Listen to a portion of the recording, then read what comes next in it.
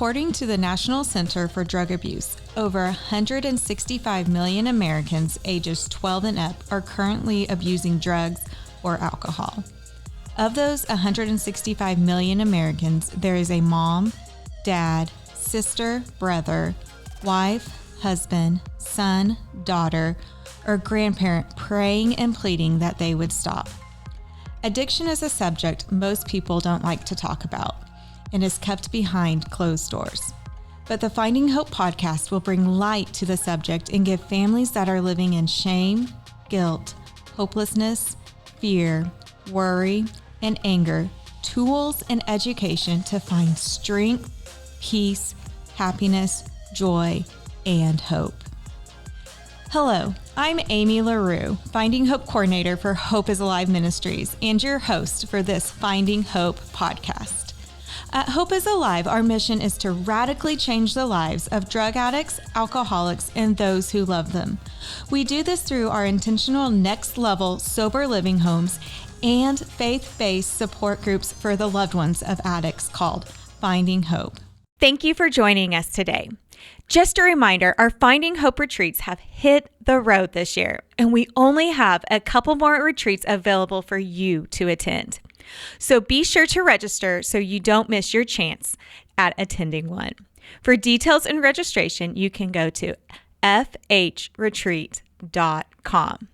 We also have our annual upcoming Hope After Loss retreat in Tulsa, Oklahoma, October 3rd through the 5th. This retreat is for anyone who has lost a loved one to the impact of addiction. Maybe a mom, dad, maybe you've lost your spouse or your child. We want you there. During the retreat, you will find rest, community, and hope as you hear from amazing keynote speakers, connect and share with others. You can sign up and learn more at halretreat.com. But today I'm back with Miss Darcie. So how are you doing today, Darcie? Doing good. Doing good. Yeah. Kids are gearing up for school. I can't believe it. Yeah, I can't either. Like summer went so fast and here we are, but I'm ready. I am ready too. I'm ready for a routine. Yes. Get the kids back. I don't know if they're ready to get up though. Right. Yeah. Set those alarms early. Yes. We're trying to get back into the bedtime for school. Oh, that's so hard too. Yeah. Actually, my oldest yesterday actually said something. I was like, that's very mature of you. Oh, wow. Being a 16-year-old, like, yeah, I need to start going to bed. I was like, yes, you do. Yes, good job. That's awesome. Yeah. So let's just jump right in. Okay. So today, we're going to be talking about different phrases that people might hear leaders say or other members at Finding Hope say. Mm-hmm. And maybe you've never stepped into a Finding Hope room, or maybe you've just been listening to these podcasts. Mm-hmm. And so these phrases can just help us as we navigate this journey with a loved one. Mm-hmm. And sometimes we just have to think back to these phrases. And I will pull these phrases up for myself to remember as well. And it's just something like when we love someone that struggles with substances, we don't know anything. We try our best, right? And then as we start to navigate this, learning things and how can we change? What was our part in it? Like, what do I need to change? And so the first phrase I'm just going to talk about is nothing changes if nothing changes. Let me say that again. Nothing changes if nothing changes. And this is one of my favorite ones in that if we keep doing the same thing over and over and expecting a different outcome, it's not going to have a different outcome. Right. And especially if we expect a different outcome from them. Like if we don't change either, if nothing changes from us, if we continue to still answer our phone, if we continue to still give the money, if we continue this, but we're expecting them to change, why would we expect them to change? Right. If nothing's changing. Yes. What does this phrase mean to you? So, nothing changes if nothing changes. I just remember I didn't have boundaries before. I thought I did, but I didn't. And so putting those boundaries and sticking to them. So like before I would say things and then my loved one would not respect them and just be like, okay, whatever. But sticking to those boundaries. So I had to change that mindset in myself. And then for me, over the last year, I've changed my whole routine, that my outlook and just putting myself first. And so when I had put everybody else first, so I had to change that mindset in myself. So this year, that's been a big, if I want my life to be different, my kids' life to be different, I have to actively be changing things. I like that. If you want your life to be different in your kids' life, your young kids, not adult kids. Yes. The change starts with you. Yes. Because we can't expect them to change. Right. And I like that you said the boundaries, like, and we talk about this so much, and I hope people are hearing us as we talk about this, like, and I was just talking to my kids about it this week, like the boundaries are to protect us and our well-being. And that might, that's a shift and a change in itself. Yes. That other people might not like. Right. And so one thing I would ask everybody, as we're going through this, these phrases that we're going to talk about, I want them to think about maybe 4 questions. Yeah. And so with the nothing changes if nothing changes, I want you guys to be thinking about, what does this mean to you? Mm-hmm. Like, what does it mean to you right now as you're listening to this? You might have to even pause this podcast to think about it, write it down. So what does this phrase mean to you?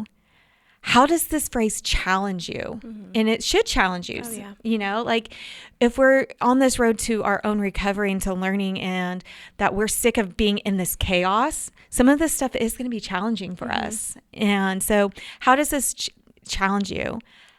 If you cling to this phrase, how might it impact your loved one in their recovery? Yeah. Yes, it will impact your recovery, but how could it impact their recovery? And how can this phrase help you? Mm-hmm. So I want you to think through those for if nothing changes if nothing changes. Mm-hmm. Any other thoughts on that? No, just, yeah. And one thing, this phrase, I love, like this last week, I was just telling you before we came in here, I didn't share this story. I was talking to some of our leaders in a different state.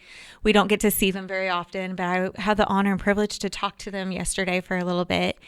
And it's just them saying like the growth and the change that they've seen in their members. And they even said, Amy, some of the loved ones, they're not even sober yet, but to see the change and to see the smiles and the hope that their members have found, because they have been working on themselves. Like you had said that this is that. So they've started to change things for themselves. That's so good. Yeah. I love that. Yeah.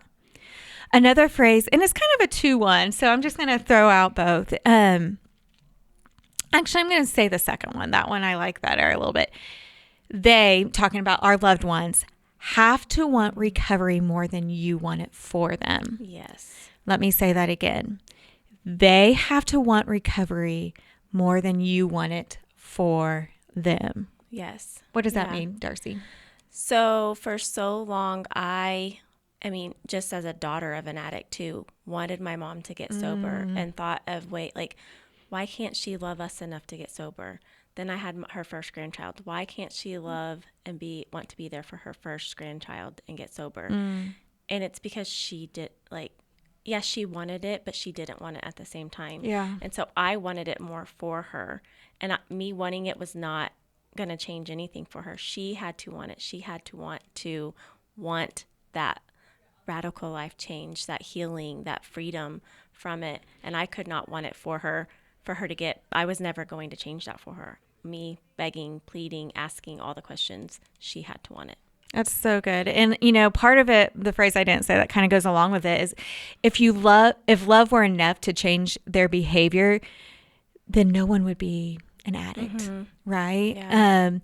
And wanting it, and I hear it all the time, and you hear it too as we talk to people. You can just hear how much, and we all want that recovery for them, but they've got to want it for themselves. Yes. And if they aren't doing it for themselves, it's not going to work. Right. If they're doing it for you, like if your mom was doing it for you or for her grandchild, like it wasn't going to stick. And we've seen that happen time and time again. And so we have to remember we can't want it more than they want it. Yes.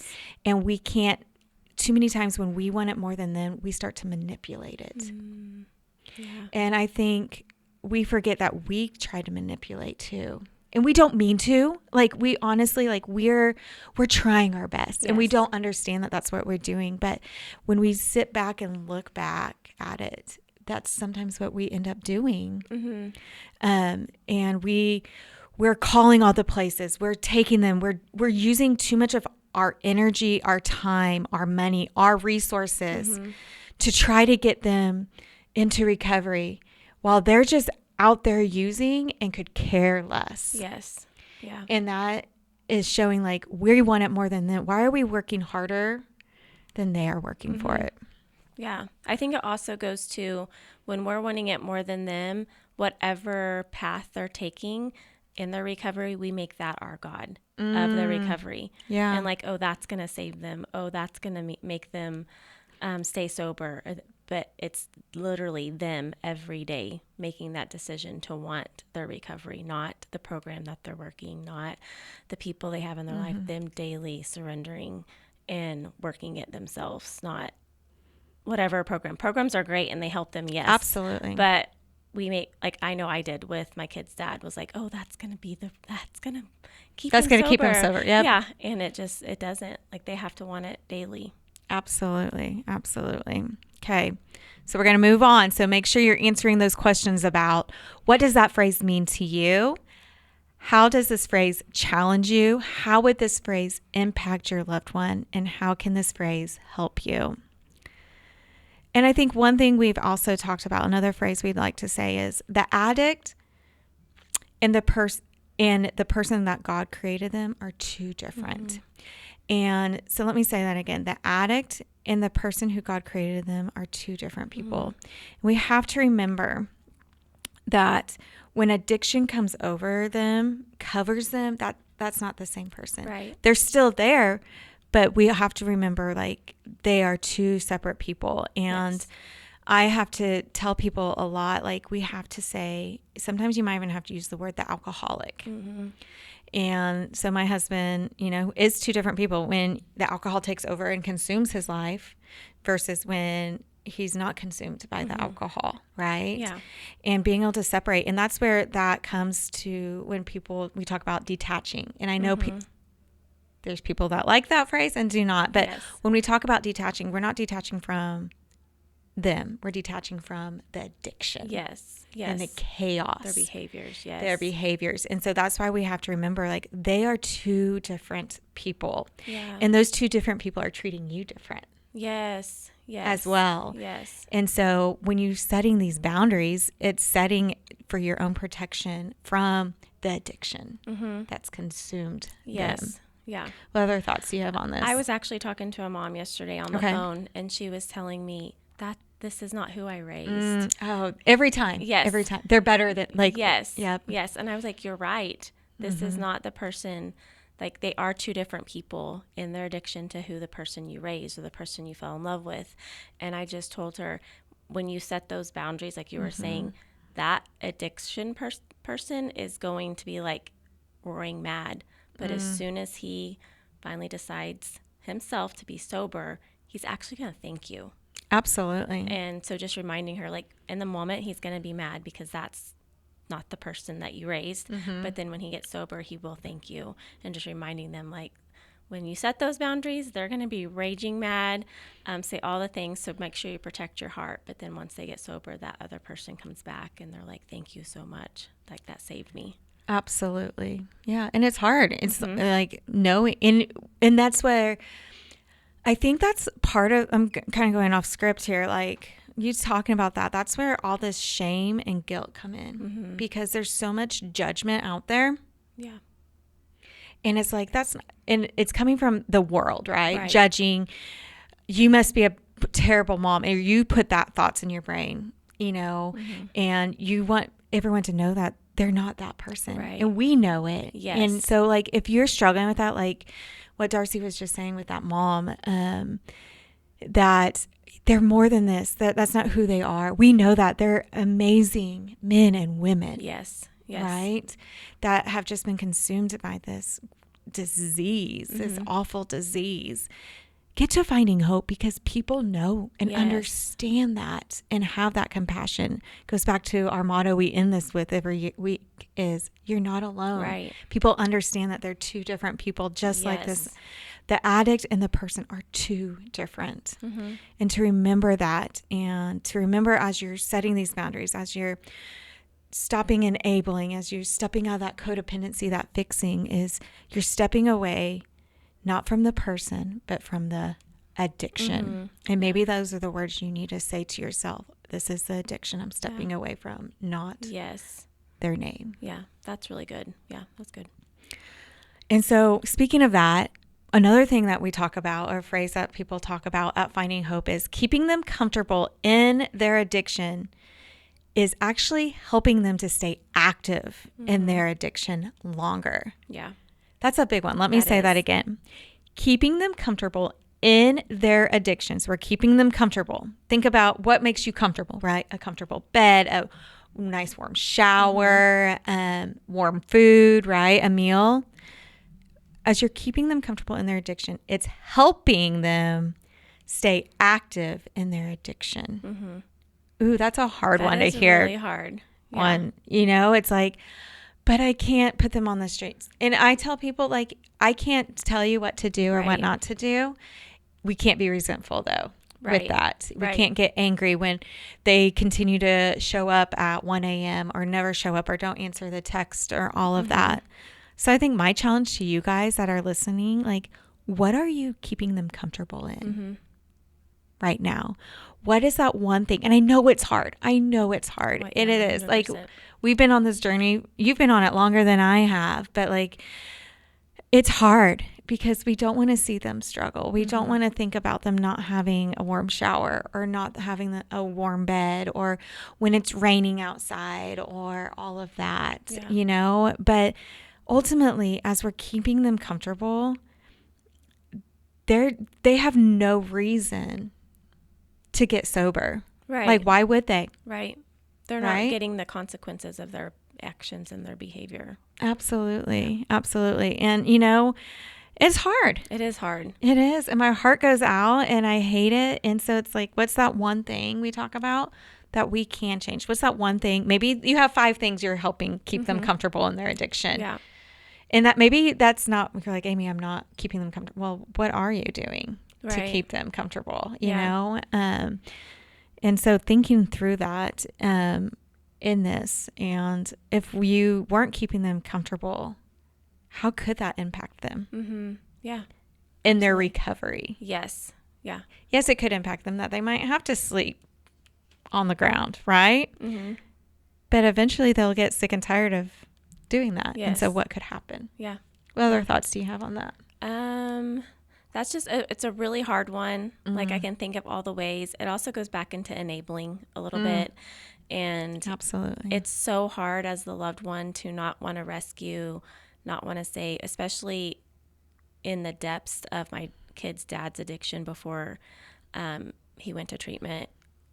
I rescued him all the time because I was a stay-at-home mom, and that fear of him losing his job. Yeah, I was there too, checking text messages, doing all that, being his secretary. Yeah, well, tracking him because he would fall asleep in his car places, and going and picking him up and putting him on my car, then having a friend go with me to pick up his car to bring it back so he didn't get arrested or didn't get in trouble or didn't get into a wreck, Yeah. It's always making it doesn't seem like it's comfortable, but it is. Like, he's wasn't getting any consequences to his choices and his behaviors. And so I constantly did that.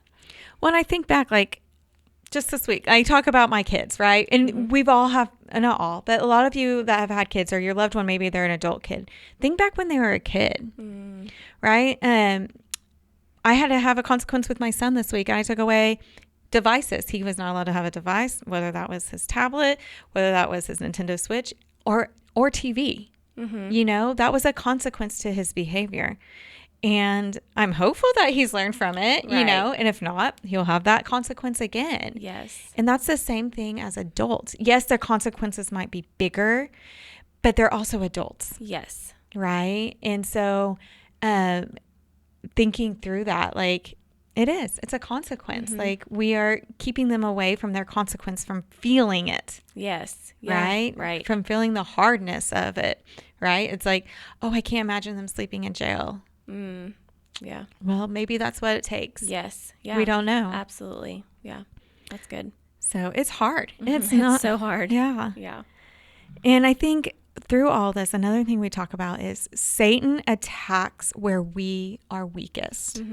Talk to us about that. Yeah. So he knows what buttons for us to get pushed. And so going back to when I was a stay-at-home mom, he knew what I was fearful of. Yeah. And so he knows what areas to use through our loved one's addiction to get us to stay not reliant on the Lord. And there are so many times I can look back and be like, oh, I wasn't trusting God. I wasn't, because it was one of my weakest moments. And I have to remind myself even now, like, God's got me no matter what, even in the hard times, even in the storm. We have to remember to stay plugged in to the Lord, because the enemy will find his sneaky little self any way he can to get us to not trust God. And sometimes it might be not even through our loved one. It might be through someone else saying something to us. Yeah. Thinking, you're a horrible mom for doing this or doing that. Or, actually, I'll be honest, at one of my Finding Hope meetings recently, a mom was open. It's like, my small group just left us hanging. Wow. Like, our small groups, should be there to support and love and pray and not judge. And so thankfully though, like, she knows that, like, and there is church hurt, right? Oh yeah, 100%. And she knew that wasn't a healthy environment, so stepped away and found another small group, Good. And so, but that was Satan attacking there. Absolutely. Like, I finally felt someone to open up with about this and that judgment. Yes. And so if that's you, come to Finding Hope, or find another small group. Do that, because he's going to want you to live in this misery and chaos, and your loved one to live in this misery and chaos as long as possible, because then he wins and God doesn't. Yes, absolutely. Right? Yeah, that's good. Which leads us to another one, right? Let go and let God, or maybe let God do the work. Yes. And so we've got to stop holding on. And I always talk about, we might be holding on with a string, or maybe just a piece of thread. Oh, I'll take him back. And someone recently said, I just keep taking him back. I keep taking it. I was like, just keep giving then. Every time you take back, keep giving back. Yes. And so too many times we are God's barrier. We're a barrier to God's plan. Right. We've got to step away and let God take the lead. Like, this morning we were doing a Bible study with some work, and I was thinking through that, like, how many times do we go instead of praying, we go to fixing? Like, what is our first thing that we should do? Should we go start planning, or praying? Right. And I have a situation with my son again. He's 8, and like, we just learned that he has a hearing loss. And I know this isn't addiction related, but like, I felt like we're trying to navigate this, and what is the best device for him. And, Amy usually would be like, okay, we're going to do this. But like, I've been very prayerful about it. Like, Lord, just guide and lead me to what is best for him. And we haven't made a decision. I feel like we're getting closer, and that God's like opening my eyes to what we need to do. But that's where it's like, I'm letting go of this situation and letting God guide and direct it. Yeah. And that's the same with like our loved ones. It's too many times we try to drive and like, okay, no, God, this is better for them. But really, maybe it's a great program or place for them, but maybe that's not the place that God wants them to be in. Maybe that's another place, or maybe it's not the correct time. Maybe the right person isn't there that they need to connect with. Yes, right? That's good. Yeah. And so we have to continue to let go of everything and just give it to God, whether that's physically writing it down, putting it in a box, whether it's journaling, whether it's getting down on our knees, whatever it might take. Yeah, because we want that quick fix, that quick answer, that quick, this is what we need to do. And a lot of times it's God's just like, as you've said before, be still and just listen to what he has to say. And he might not give you the answer right then, but he just wants you to be obedient and surrendering and allowing him to work it out. And so I even say with our loved ones, surrender them every day. Sometimes it's every minute, every hour, every couple hours. Just surrender. Like, you can't surrender it enough. Like, you just keep surrendering and like not trying to pick it back up, because it's so easy. No matter what the situation is, like you said, even with your son, like, you want, like, that's your baby. You want to fix it right now. Yeah. We just have to surrender it, and that God will align the steps to get the right equipment that he needs. Yeah, absolutely. And you said something that made me think of this. Like, sometimes our loved ones will even call us and be like, oh, I need this. I'm ready for this. Well, in that moment, are they manipulating or not? It's hard to know. Yeah. And it's like, okay, we've still got to let God drive this and let him, give them the resources. Like, here's some resources. Feel free to call, but not for us to say, well, you need to do this. This is the time you need to check in. This is, not telling them like, I'm so proud of you here. Here's this, letting God guide and direct. Right. You know? Yeah, that's good. And, our perfect plan might not be God's perfect plan. Right. Yeah. So, and so through all of these that we've talked about, there's more. I know we've talked, and just short, we could dig deeper into all of these topics, but I want you guys, I'm going to read them one more time. And as I read them, if you need a pause, write them down, and then think about those 4 questions. Again, I'm going to read the 4 questions and then read the phrases. The questions are, what does this mean to you? How does this phrase challenge you? How can this impact your loved one if you clung to this phrase? And how can this phrase actually help you in your own journey of recovery and finding peace and hope again? So the first one we said was, nothing changes if nothing changes. The next one we talked about was, they have to want recovery more than you want it for them. And what else did we say? The addict and the person are 2 different people. Yeah. Yep. And keeping them comfortable in their addiction is helping them to stay active in their addiction longer. And then Satan attacks where we are weakest. And finally, let go and let God. And so as we read all these, and you're like, Amy, it's just so hard, I want you to cling to Philippians 4:13. And yes, this verse gets thrown out there a lot, but I really want you to cling to it. Yeah. I can do all things through him who gives me strength. So if you are struggling, cling to him, God, to give you the strength to change, to give you the strength to let go and let God. Cling to him, to remember that they are 2 different people, allow him to give you the strength to get through this. Yeah. Any other last thoughts or comments? No, I just love that verse. I do too. Yeah. And I think, like I said, I think it gets thrown out there too much. Right? Yeah. Or gets interpreted the wrong ways, I guess. Right. And so to remember to, like, he will give us the strength when we don't think we need it. Yeah. So good. So we like to end with a challenge. So, I've challenged you guys a lot through this today, but I really want you to think of which phrase spoke to you most. And maybe that's the phrase you just need to focus on right now. Yeah. And then come back to this podcast in another month or 2. And what's the new phrase that that spoke to you at that moment? Also, which one challenged you the most and why? Maybe journal, like, why did this challenge me so much? And more importantly, what do you need to surrender to God today? Not tomorrow, not in a week, but today at this moment right now. Anything else? No, that's good. Okay. All very, very good. A lot to soak up. Yes. So thank you guys so much for joining us this week. And don't forget to register for either our Finding Hope retreat or Hope After Loss retreat. And you can learn more at FindingHope.Today. But before you go, we would love for you to give us a 5-star review, share this on social media, and subscribe to this podcast so you don't miss our next hope-filled episode. Thanks again for joining me, Amy LaRue and Darcie Stephens, in this episode of Finding Hope. And remember, you are not alone. It's not your fault. There is hope.